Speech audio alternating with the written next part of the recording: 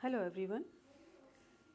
पिछले लेक्चर में हमने बात की थी कि मेसो आयोनिक हेट्रोसाइकल्स क्या होते हैं और उनकी क्लासिफिकेशन के बारे में हमने चर्चा की थी। आज हम लेते हैं अलग अलग हेट्रोसाइकल्स, मेसो आयोनिक हेट्रोसाइकल्स, और उनकी केमिस्ट्री जो है वो हम देखेंगे आज। तो जैसे हमने पिछले लेक्चर में कहा था कि दो तरह के मेसो आयोनिक हेट्रोसाइकल्स होते हैं, दो टाइप्स के, टाइप ए और टाइप बी।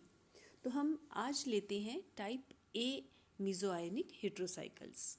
टाइप ए यानी ऐसे मेसो आयोनिक हेट्रोसाइकल्स जिसमें हेट्रो एटम्स एडजेसेंट पोजीशन पर नहीं हैं, वो पास पास वाले कार्बन पर नहीं हैं। तो उसका पहला एग्जाम्पल है 1,3-डाईएजोलियम 4 ओलेट। जैसे यहाँ आप स्ट्रक्चर देख रहे हैं कि 1,3-डाईएजोलियम यानी दो एजो कंपाउंड हैं, दो नाइट्रोजन हैं जिनकी रिलेटिव पोजीशन है 1 और 3, और 4 ओलेट 4 पोजीशन पर ऑक्सीजन है, जैसा कि आप इस जनरल स्ट्रक्चर में देख सकते हैं। तो किस तरह से इनको सिंथेसाइज किया जाता है? कॉमनली इसके दो मेथड्स हैं। एक तो हम लेते हैं एमिडीन से और दूसरा एमिनो एमाइड से। एमिडीन यानी एमिडीन हम उसे कहते हैं जहाँ पर एक कार्बन पर एक तो डबल बॉन्डेड नाइट्रोजन और दूसरा सिंगल बॉन्डेड नाइट्रोजन ग्रुप जुड़ा हुआ होता है। तो यहाँ पर हम देख रहे हैं कि एक रिएक्टेंट तो है N dash die substituted amidine, जहाँ पर अलग अलग तरह के सब्स्टिट्यूशन हैं R1 और R2।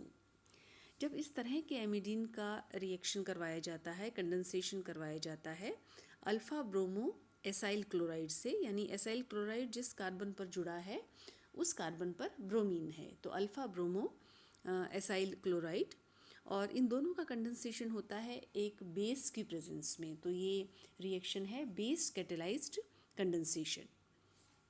तो साइक्लाइजेशन हो रहा है और आप देख रहे हैं क्योंकि हमको 1,3 पोजीशन पर नाइट्रोजन चाहिए, इसलिए हमने यहाँ जो एमिडीन लिया है उसकी रिलेटिव पोजीशन भी 1,3 है। तो क्योंकि प्रोडक्ट में हमको नाइट्रोजन 1 और 3 पोजीशन पर चाहिए, तो बेस की प्रेजेंस में जब ये दोनों कंपाउंड कंडेंस होते हैं तो साइक्लाइजेशन हो रहा है और हमें मिल रहा है 1,3-डाईएजोलियम 4 ओलेट। दूसरा मेथड जो है वो है फ्रॉम एमिनो एमाइड्स। तो आप लेफ़्ट साइड में देख सकते हैं कि यहाँ पर एक तो है CONHR एमाइड और दूसरा है कार्बन से जुड़ा हुआ NHR2 यानी एमीन। तो ये हो गया एमिनो एमाइड। इसका जब रिएक्शन होता है विद या तो ट्राई इथाइल ऑर्थोफॉर्मेट से और या फिर एन फिनाइल बेंजीमिडाइल क्लोराइड से, तो इन दोनों में से किसी एक के साथ जब हम रिएक्शन करवाते हैं तो जैसे मैंने यहाँ लिखा है कि जो प्रोडक्ट बन रहा है उसमें अगर हम ट्राई इथाइल ऑर्थोफॉर्मेट लें तब तो R3 की जगह आएगा H, और अगर हम एन फिनाइल बेंजीमिडाइल क्लोराइड लें तो जो R3 है वो होगा फिनाइल ग्रुप। तो यहाँ भी कंडेंसेशन हो रहा है। यहाँ हमने जो एमिनो एमाइड लिया है उसमें नाइट्रोजन की पोजीशन है, रिलेटिव पोजीशन है 1,4। तो इन दोनों नाइट्रोजन के बीच में हम एक कार्बन डालेंगे ताकि इनकी रिलेटिव पोजीशन 1,3 हो जाए। तो एक कार्बन के लिए हमने इन दोनों में से कोई एक रिएक्टेंट लिया है। तो ये था इसका सिंथेसिस। और जहाँ तक रिएक्शंस की बात है तो सबसे कॉमन जो रिएक्शन है इनका वो है 1,3 साइक्लो एडिशन रिएक्शन।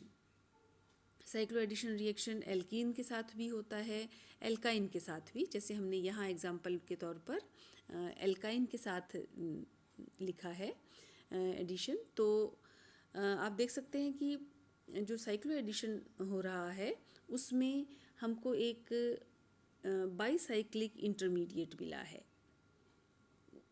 ऊपर जैसे आप देख रहे हैं यहाँ पर राइट साइड में एक बाईसाइक्लिक इंटरमीडिएट मिला है, लेकिन ये थर्मली अनस्टेबल है, यानी ज़रा सा हीट करते ही ये डिकम्पोज हो जाता है। तो इसको हमने हल्का सा हीट किया इस अनस्टेबल बाईसाइक्लिक इंटरमीडिएट को, और ये पाइरोल में, सब्स्टिट्यूटेड पाइरोल में कन्वर्ट हो गया। तो इसी तरह से एल्कीन के साथ भी रिएक्शन होता है, लेकिन जब एल्कीन के साथ रिएक्शन होता है तो वहाँ RnCO ना निकल कर वहाँ पर मिथेनॉल निकलता है। बाकी इसी जैसा रिएक्शन है, उसमें भी बाईसाइक्लिक इंटरमीडिएट बनता है। तो ये तो था 1,3 डाईएज़ो, तो जहाँ पर 2 नाइट्रोजन है 1,3 पोजीशन पर, 1,3 डाईएज़ोलियम 4-ओलेट। नेक्स्ट लेते हैं 1,3 ऑक्साजोलियम 4-ओलेट।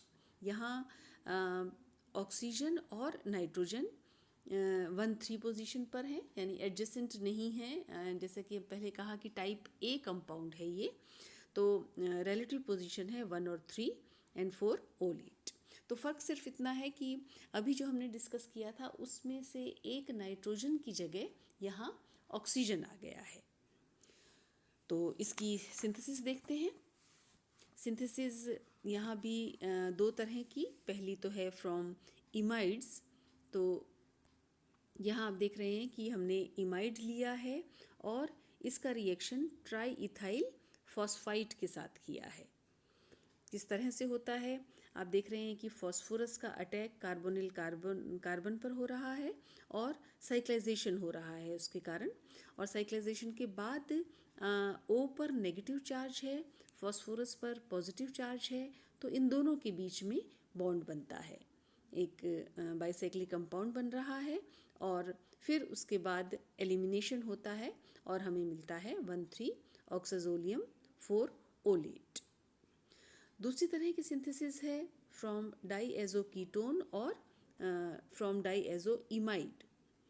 इसमें आप देख रहे हैं कि हमने लिया है यहाँ पर डाईएज़ो कीटोन, और ये जो रिएक्शन होता है ये होता है in the presence of copper acetyl acetone. Heat करते हैं इसके साथ कंपाउंड को, तो एक नाइट्रोजन जो है मॉलिक्यूल, नाइट्रोजन का मॉलिक्यूल वो निकलता है और एक कार्बीन बनता है, कार्बीन इंटरमीडिएट। स्क्वायर ब्रैकेट में है, यानी अनस्टेबल है, हम इसको आइसोलेट नहीं कर सकते हैं। तो ये जो कार्बीन बना है ये फर्दर साइक्लाइज होकर और 1,3 ऑक्साजोलियम 4-ओलेट देता है। ये रिएक्शन होता है, हल्का सा गर्म किया जाता है डाईएज़ो कीटोन को कॉपर एसिटाइल एसीटोन के साथ, ये एज कैटलिस्ट काम कर रहा है यहाँ पर। तो इनिशियली एक carbene intermediate with the evolution of nitrogen, और उसके बाद इसका साइक्लाइजेशन। रिएक्शन की जहाँ तक बात करें, जैसे हमने अभी पिछले कंपाउंड में किया था 1,3 डाईएज़ोलियम 4-ओलेट में, ये भी जो है वो 1,3 डाईपोलर साइक्लो एडिशन रिएक्शंस देते हैं, एल्कीन के साथ, एल्काइन के साथ, कार्बोनिल कंपाउंड के साथ। तो हमने यहाँ 2 तरह के एग्जाम्पल लिए हैं, एक एल्कीन का, दूसरा एल्काइन का। तो पहले जो एल्कीन के साथ रिएक्शन आप देख रहे हैं कि ये दे रहा है एक बाईसाइक्लो कंपाउंड, और एल्काइन भी बाईसाइक्लो कंपाउंड देता है, लेकिन एल्काइन के साथ क्या होता है कि जो शुरू में बाईसाइक्लिक कंपाउंड बन रहा है वो रिट्रो डील-ज़ेल्डर रिएक्शन देता है। यानी डील-ज़ेल्डर रिएक्शन में तो एक डाइईन और एक डाइनोफाइल जुड़ते हैं, यहाँ पर 2 कंपोनेंट अलग होंगे। तो पहले एक बाईसाइक्लिक कंपाउंड बना एल्कीन के साथ, जैसे आप देख रहे हैं यहाँ पर, और उसके बाद आइसोसाइनेट जो है, एल्काइल आइसोसाइनेट, वो बाहर निकला है और हमें फ्यूरान मिला है, यानी साइक्लिक ऑक्सीजन जो है फ्यूरान की शेप में हमको ये कंपाउंड मिला है।